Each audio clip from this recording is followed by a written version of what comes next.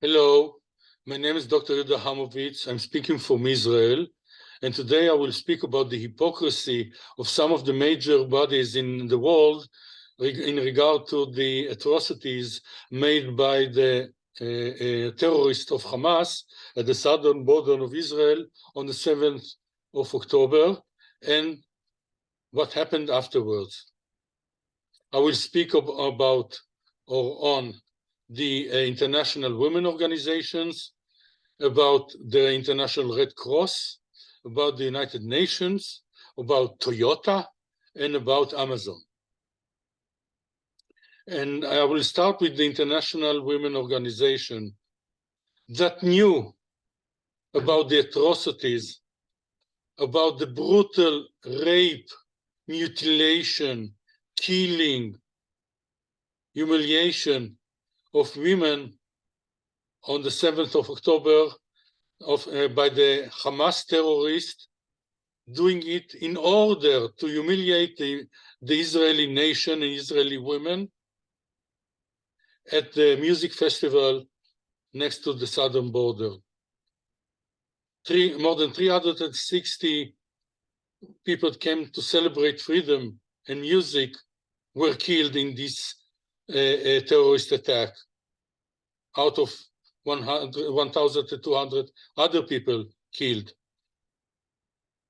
About half of them are women that there are evidence about the brutal rape, mutilations, cutting off body parts while being alive or after being shot. And some of the women are being taken captive to Gaza, and now they are hostages of the Hamas, and who knows what happens to them there by those terrorists. And the International Women Organization doesn't say anything, not to condemn, not to say anything. And by that, betraying the mandate that they have from the women all around the world to represent them.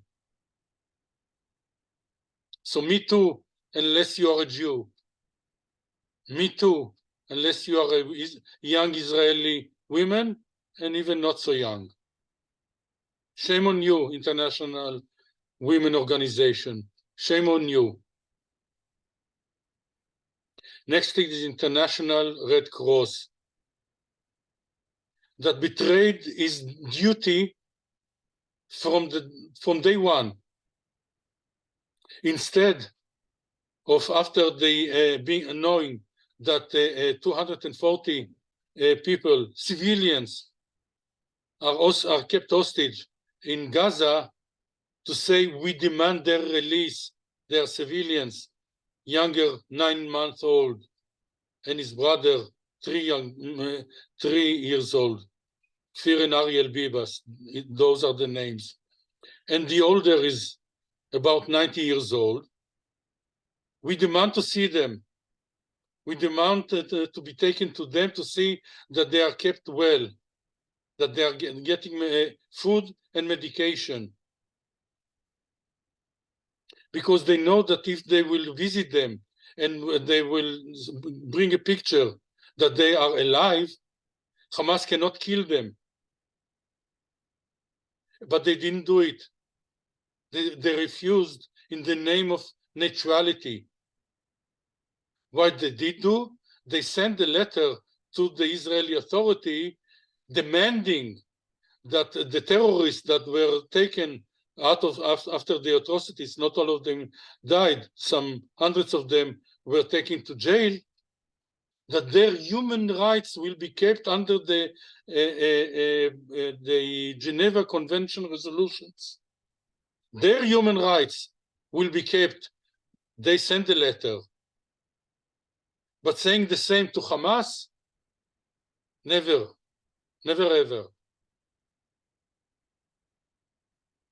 The only contribution was that when some of the hostages were released after the negotiation made by Egypt and Qatar with Hamas, they brought out of Gaza with the United Nations, with the United or International Red Cross cars. They brought out the hostages, like Uber drivers or taxi drivers, not more than that. Chairman of the Red Cross visited the last few days in Gaza, speaking about the human rights of the Gazians, civilians, with no words or almost no word about the demand to keep the hostages, the Israeli hostages. Some of them we already know that they that died there with no medication or after being tortured. We know from the stories of the people that were released that some of them were tortured, and the United Nations or the United and the International Red Cross doesn't say anything. Shame on you, International Red Cross. Shame on you. And in the same line, the United Nations and its Secretary General Antonio Gutierrez. Shame on you. The United Nations that was constructed and built to represent the nations of the world in an attempt to bring peace and good life and well-being to its members, and failing year after year in doing so. And especially when we are speaking about Israel. No condemnation, not saying we are beside you, Israel. We support you. The Security Council of the United Nations in 2023 and 2024 issued 15 in 2022. Issued 15 condemnation to Israel on various issues.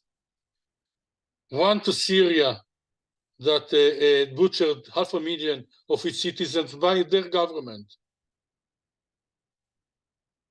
One condemnation to Iran, one condemnation to South Korea, but 15 condemnations to Israel. And to make things even more ridiculous, Iran is chairing the United Nations Council for Human Rights. Iran that hangs people with no trial, that jails news reporters, anti-regime activists, homosexual, kills them, that beats to death young women and girls that the hair was not organized enough under their hijab.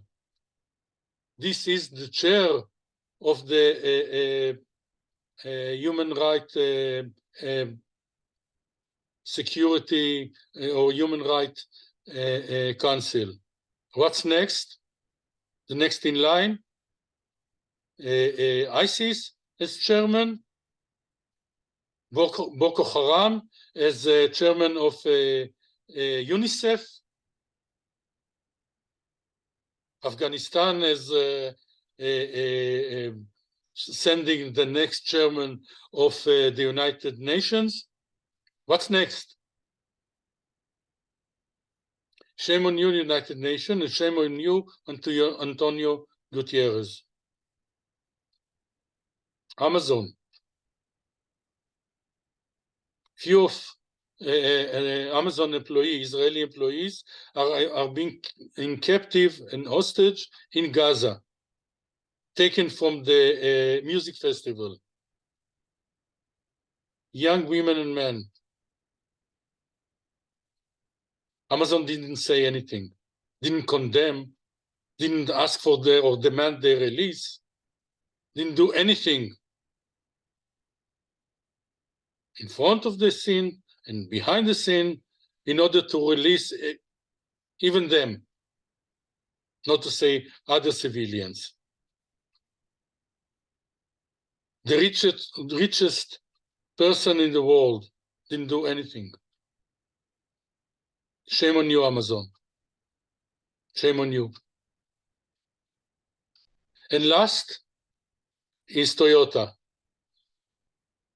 The terrorist, the Hamas terrorist, used dozens of brand new Toyota pickup trucks to invade Israel and to do these atrocities.